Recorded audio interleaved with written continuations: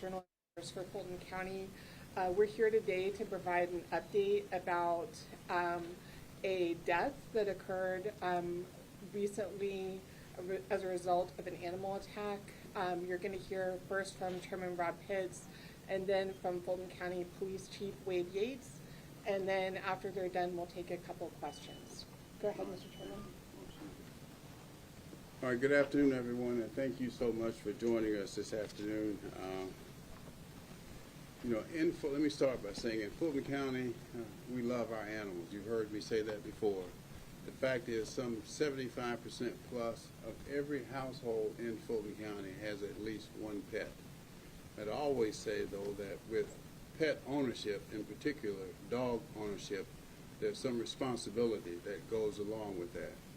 And the reason that's important here today is because recently we've had several high-profile incidents of citizens and other animals being attacked by vicious dogs, quite frankly. And so that's why we're here today and want to talk about one incident in particular that happened in Union City. So with that sort of as an introduction, I'd like to bring up our Police Chief, Wade Yates, to go into detail about the specifics of what happened to the extent that he can publicly about what happened in Union City. Chief. Good afternoon, everybody.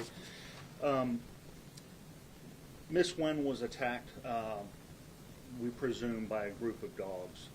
An exhaustive search for evidence did not yield a whole lot. We were unable to find any witnesses to the attack. We were unable to find any video of the attack. All we had were some 911 calls stating that they could hear a woman screaming. The autopsy was unable to reveal any DNA. Unfortunately, at this time, we have not identified the animals that attacked Miss Wen and caused her death.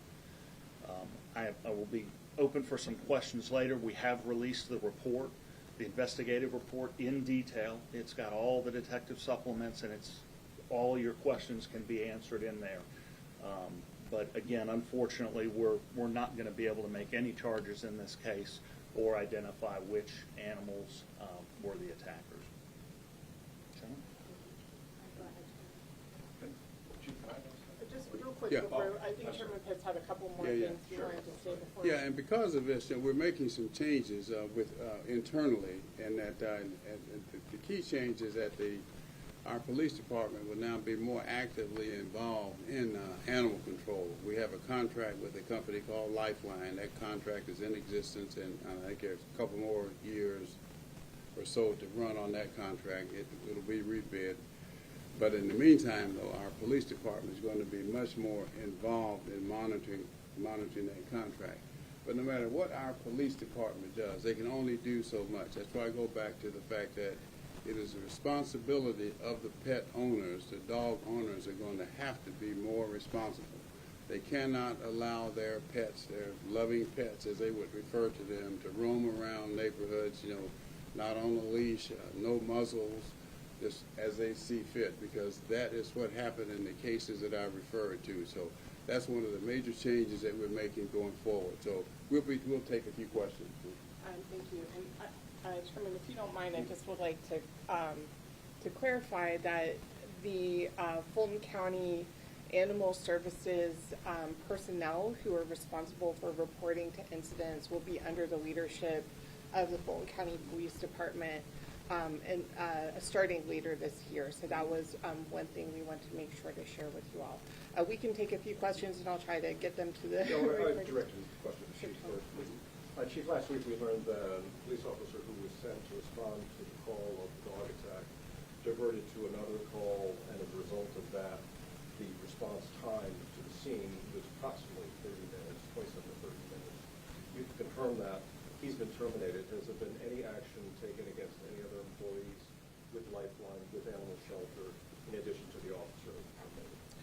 I can confirm the response time. You're accurate in approximately a 30-minute response time. I cannot make any comments about what the Union City Police Department has or hasn't done in a personnel situation. What about the county Lifeline? Were there any employees disciplined? Chairman, do you want to? Yeah. Well, We don't know the specifics, but I'm told that 2 Lifeline employees have been terminated and 1 employee from Union City. Right. Do we know why the Lifeline employees were terminated? Who do not. Okay, because they're not providing much information on No. multiple times.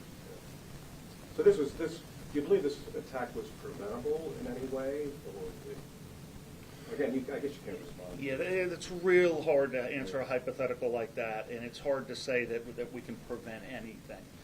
What we can do is a good investigation after the fact to try to come up with answers, and unfortunately, in this case, we just weren't able to. And the dogs that were used tonight, they were not the dogs involved in the attack, as far as you know.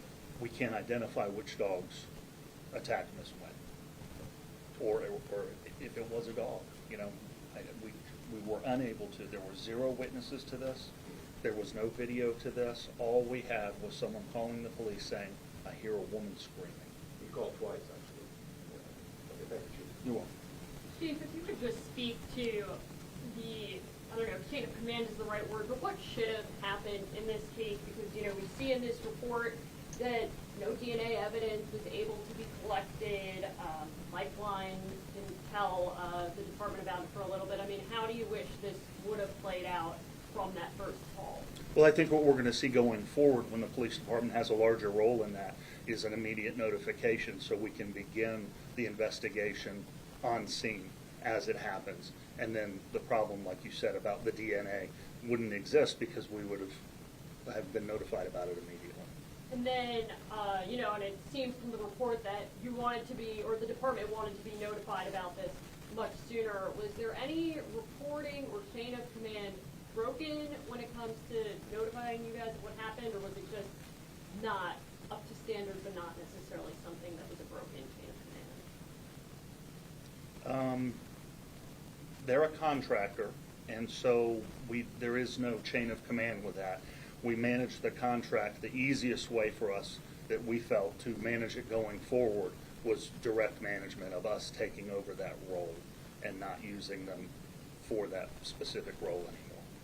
Now, as far as the 4 dogs who were euthanized, you don't know, were they maybe the ones who attacked and talked to the dog's owner? What's happening to them? Every dog in the neighborhood is a possibility that they could have been involved in the attack. We just don't know. We don't know.